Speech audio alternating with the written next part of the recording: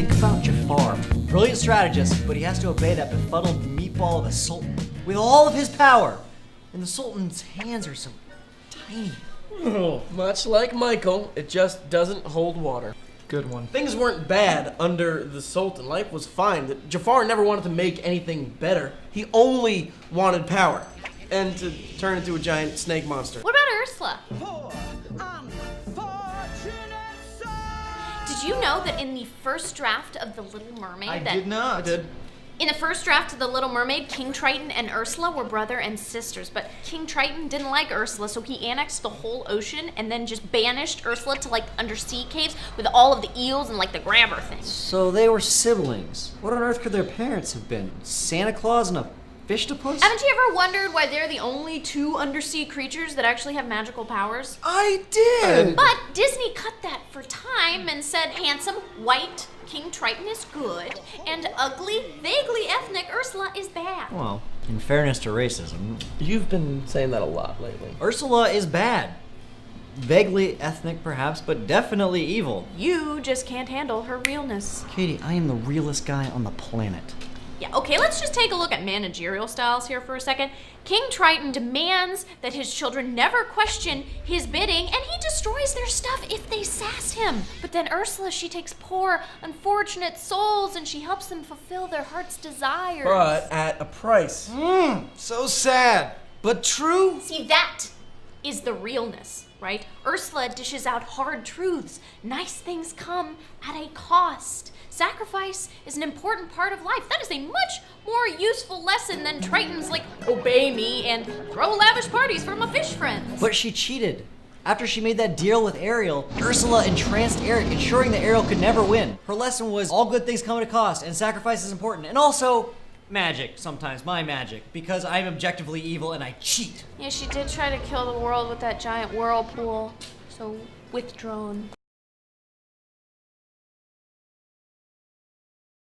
It's Scar. Nah, no way! He's got the big, hideous face cut, whatever you call him. That means he's evil. He killed Mufasa. Oh, you mean Mufasa the racist? Didn't James Earl Jones play Mufasa? Okay, fine. Then you mean Mufasa the speciesist? Think about the circle of life speech that he does. As king, we must respect all animals from the ant to the antelope. And Simba's like, but don't we eat the antelope? When we die, our bodies become the grass, and the antelope eat the grass. Yeah, circle of life. We are all our eats and poops. Not a lot of animals between ant and antelope. Except the hyenas. Mufasa banished them to die in the elephant graveyard for no clear reason. We're all connected, Simba. Except those guys. And I hate those guys. Get out of here, guys. Boo, hyenas. Hyenas didn't land on Pride Rock landed on hyenas. We don't know. I mean, they could have committed some crime. Oh, shit, now I sound racist. I don't hear it. What crime could be so hyenas that it gets an entire species banished to starve to death among the bones of monsters? When Scar recruits them, he doesn't promise them power or wealth, just food, just the ability to live. That's it. Your king would have you all starve to death. Let's see if we can go another way on that. No, but he failed. Under Scar's rule, everyone starves. Sure, he was wrong, but that doesn't mean he's bad. Technically, his intention was to feed his starving supporters. Is that why he murdered his brother in what may be the saddest thing that I have ever seen? I'm saying we have one racist king who would let an entire species die, and another guy whose only campaign promise is stick with me and you'll never go hungry again. Who do you vote for? Oh, me? Well, I've seen the movie, but I still don't vote for Scar. You don't vote for kings, Daniel.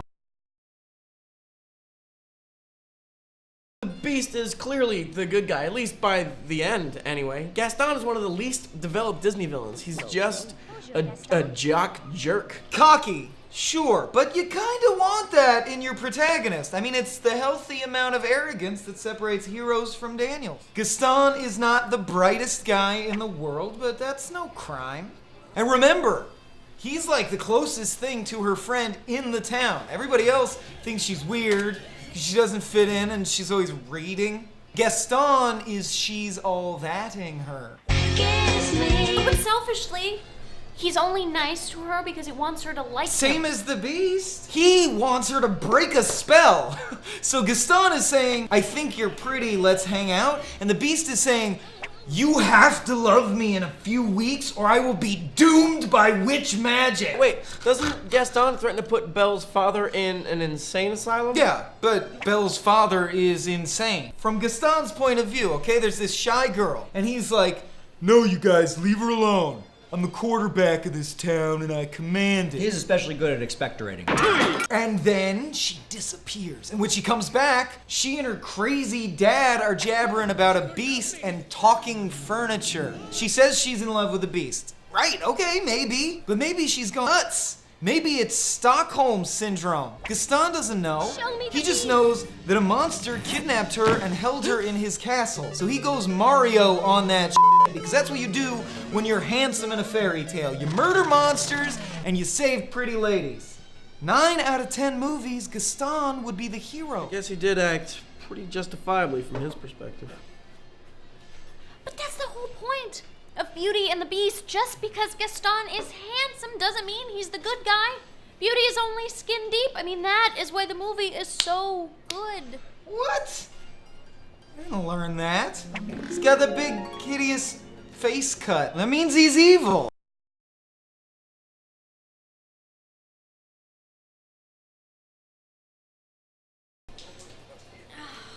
It didn't even get your food wet. It's really impressive. Roll sound.